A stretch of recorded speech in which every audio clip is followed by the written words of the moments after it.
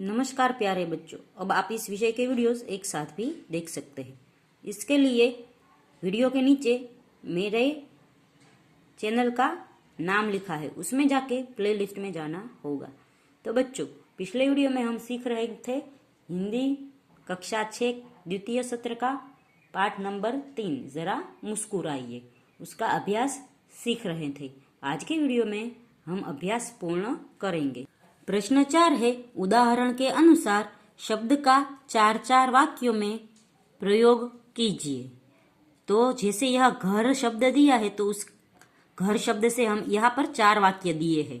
मेरा घर सूरत में है, मुझे अपना घर बहुत पसंद है, मेरे घर में 3 कमरे हैं, मैं अपना घर साफ रखता हूँ।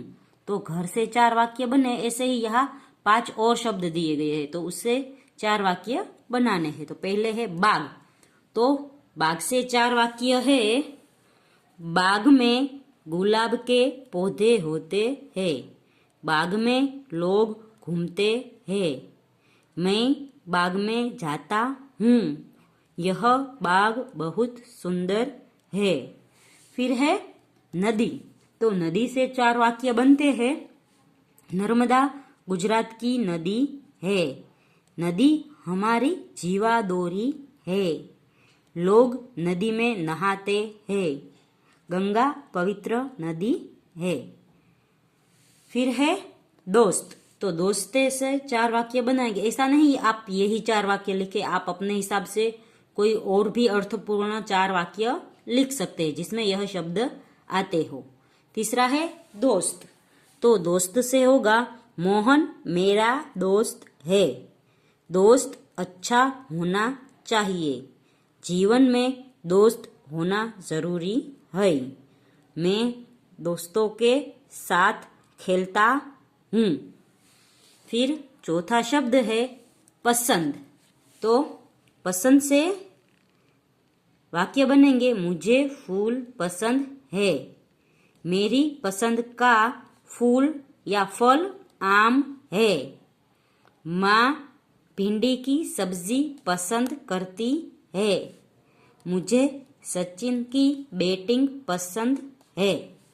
फिर अंत में है कहानी, तो इससे 4 वाक्य बनेंगे। मुझे कहानी लिखना पसंद है, मुझे प्रेमचंद की कहानी पसंद है, मेरे पसंद का टीवी सीरियल है सास भी कभी बहू थी, जिसकी कहानी अच्छी है। फिर तीसरा वाक्य बनेगा कहानी सुनना सबको पसंद है, यह कहानी बड़ी दुखद है। आगे है कहावतों के अर्थ दिए गए हैं, कक्षा में उदाहरण देकर चर्चा कीजिए। तो यह कहावतों के अर्थ दिए गए हैं, ये एक एक कहावत से हमें है वो अलग अलग वाक्य बनाने हैं। तो पहला है अक्ल बड़ी या भैंस, शरीर बड़ा होने की अपेक्षा अक्ल बड़ी होती है। तो अक्ल बड़ी या भैंस से यह तात्पर्य है कि अक्ल तो छोटी सी है पर भैंस बड़ी है, पर उसका कहने का मतलब यह है कि शरीर हमारा जैसा भी बड़ा हो पर हमारी अक्ल बड़ी होनी चाहिए। शरीर भले ही छोटा हो पर अक्ल बड़ी होनी चाहिए। तो इससे वाक्य बनेगा अगर मनुष्य में अक्ल हो तो वह हाथी और शेर को भी वश में कर सकता है, इसलिए कहते हैं अक्ल बड़ी होती है भैंस से, क्योंकि कद में बड़े होने से ही कोई बड़ा नहीं होता।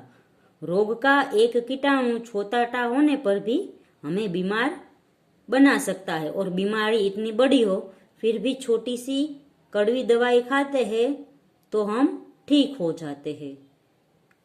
दूसरा है आसमान से गिरा खजूर में अटका, यानी एक के बाद एक विपत्ति में फंसना। एक के बाद एक विपत्ति में फंसना यानी एक मुश्किल दूर करे तो दूसरी मुश्किल आ जाए। जैसे आसमान से गिरा होता है तो सीधा जमीन पे नहीं आता, तो वो खजूर में अटक जाता है, पर खजूर से भी वह नीचे तो गिरता ही है। इससे वाक्य बनेगा, रमेश ने सोचा कि वह आचार्य से बच गया, पर सामने शिक्षक खड़े थे, तो रमेश आसमान से गिरा और खजूर में अटक गया। फिर है, आए थे हरि भजन को ओटन लगे कपास। इसका अर्थ है काम, अच्छा काम छोड़कर महत्वहीन काम में लग जाना। तो इसको कहते हैं आए थे हरि भजन को ओटन लगे कपास, यानी हम है वो अच्छा काम, यानी जो हमारे लिए ठीक हो, सही हो, वो काम छोड़कर बेमतलब के काम में लग जाते हैं। जिसे हम कह सकते हैं,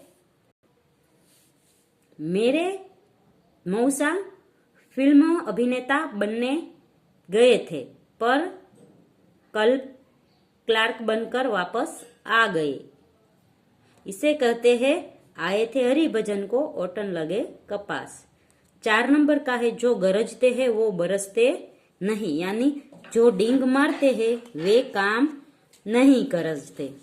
तो इसका मतलब है कि जो बोलते हैं वो नहीं करते, सिर्फ अपनी बड़ाई ही करते हैं। जैसे चुनाव आने पर नेता कहते हैं मैं रास्ते साफ करवा दूंगा, 24 घंटे पानी डलवा दूंगा, पर ऐसा होता नहीं, कभी यह कहावत सिद्ध होती है। फिर है जैसी करनी वैसी भरनी, यानी जो जैसा करता है उसे उसके अनुसार फल भुगतना पड़ता है। यानी हम जो अच्छा कर्म करेंगे, जो परीक्षा होगी और पढ़ेंगे तो पास होंगे, अगर परीक्षा होगी और पढ़ेंगे नहीं तो नापास होंगे। इसलिए कह सकते हैं कि जैसी करनी वैसी भरनी। तो बच्चों, यहाँ पर है वो इस पाठ का स्वाध्याय अभ्यास पूर्ण होता है। अगले वीडियो में हम चौथा पाठ सीखेंगे। तब तक के लिए गुड बाय, टेक केयर।